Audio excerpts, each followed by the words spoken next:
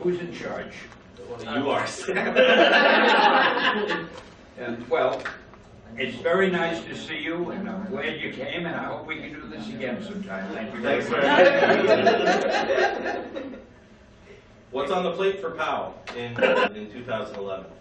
Well, we have a lot of stuff we're doing. We just pitched a TV show to 4 networks, and 3 of them said they're interested in it, so we're waiting for that. That's very exciting.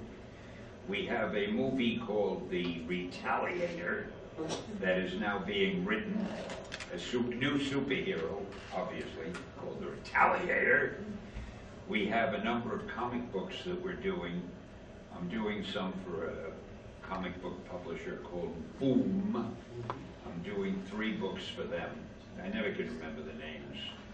Soldier Zero, The Traveler, and the other one I never can remember. There's a 3rd one, it begins with S, I don't know. But it's very good.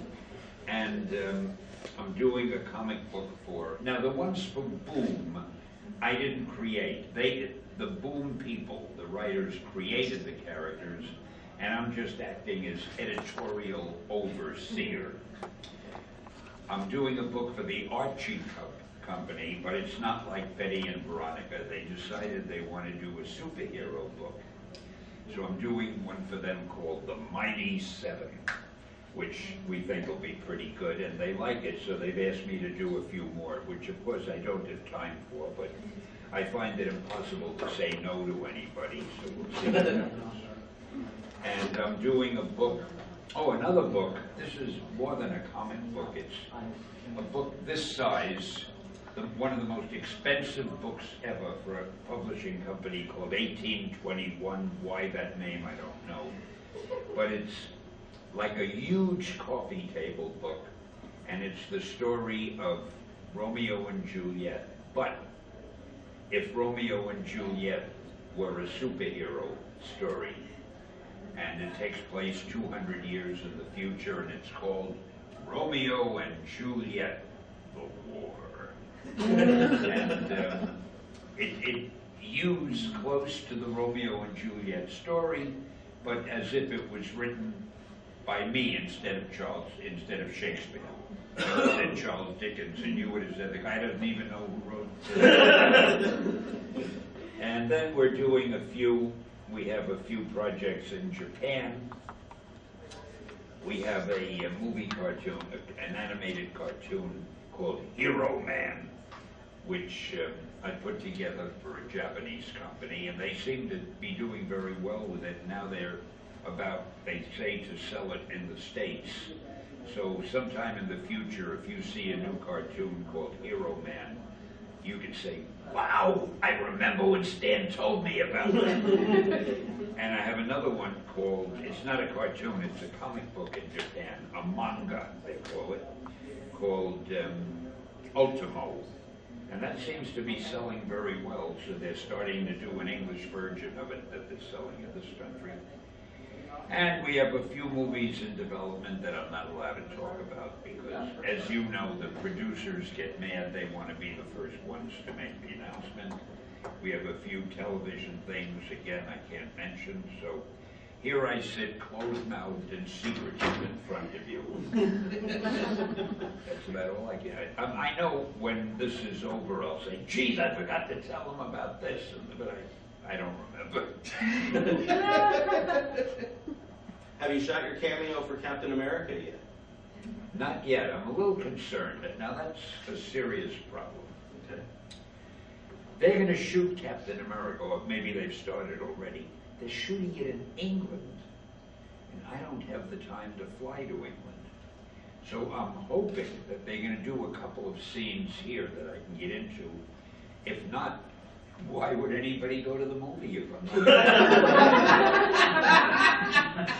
However, I've done my scene for the mighty Thor, and that cameo is already filmed. Yep, it's all set, sealed, and obviously it makes the movie. I was very unhappy. I wanted to play Odin, the king of the gods. But they got this guy, Anthony Hopkins, happened to come by, I think. They thought, sorry, so he got the role. We hear he's good though, Stan. He is wonderful. I mean, they couldn't have gotten anybody better, except me, of course. But so, to make up for it, they gave me this little cameo. And it's kind of cute, though. I actually have a line to say.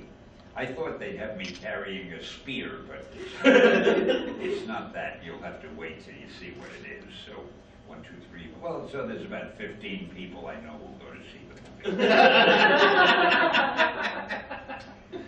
And that's, what more can I tell you? Which of your properties that has not been made into a movie do you want to see become a movie? All of them. Of course. But which most so? I can't wait until Doctor Strange becomes a movie, and the Black Panther, I think, eventually will be a movie. And most of them being made. I mean, most of the ones that I dreamed up are in the works. Nick Fury, Agent of S.H.I.E.L.D., he's going to be appearing in a number of them, and sooner or later they'll probably have a S.H.I.E.L.D. movie. And the Silver Surfer has already appeared, although sooner or later they'll have a Silver Surfer. Oh, Ant-Man. They're doing Ant-Man, believe it or not. Very nice. They're not far ahead with it yet, but they've got it on the drawing boards. And they're going to make Marvel is doing a TV series of the Hulk. You may have read about that yesterday. I know that. So Marvel is busy, and we at POW are busy, and you people seem to be busy, so all's right with the world. Now, what about this old monsters you created before the What about superhero? Well, before the superhero genre, you created all these old monsters that used to menace cities. Do you miss those characters, like Fin Fang Foom? Those monster stories that I did before the superheroes, they were really like jokes. I mean, any sound that I could think of became the name of a monster, like Grogoom, the character from outer space. Magoo, the killer from under the earth. I mean, anything. And I'd give it to Jack Kirby, and he'd draw it and try to make sense out of it. We published, and the book sold. I don't know why. They were all the same. Some monster appeared, and some guys fought it, and by the last page, they beat it. That reminds me, I'll tell you a funny story. In Japan, they were doing animated cartoons. No, I'm sorry. They did a live-action series of Spider-Man. And they did this years ago, and they sent me a whole set of them to look at, and it was absolutely amazing. Every episode was the same. Peter Parker would be walking down the street or riding his bike, and he'd see a giant robot somewhere flying around, shooting rays down below and destroying a city. So Peter Parker would immediately get into his Spider-Man suit and run to some place where he'd press a few buttons, and a giant robot of his own would come up. He'd get inside of the robot, it would go into the sky, and it would go toward the bad robot.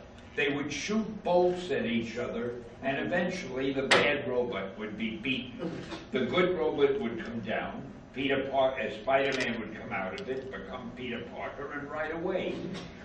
The only difference in each episode, it was a different robot that he fought. Once it was a red one, a green one, it had 2 arms, it had 4, but it was always the same story, and it was quite successful.